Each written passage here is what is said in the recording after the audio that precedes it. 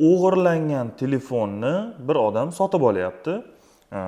O'g'irlagan odam korobkasi bilan sotyapti. U odam pulga sotib olyapti. Ertaga bu odam puliga kuyib qoladimi? Do'stlar, qarang, insofli egallovchi degan tushuncha bor.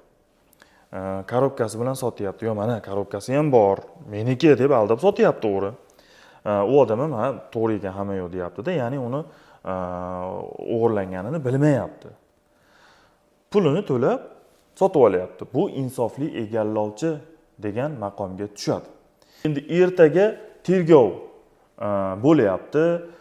Tergov mana ichki ishlar bo'lyapti-da, keyin telefonni undan olishyapti. Yo, bu o'g'irlangan edi deb egasiga qaytarib berishyapti.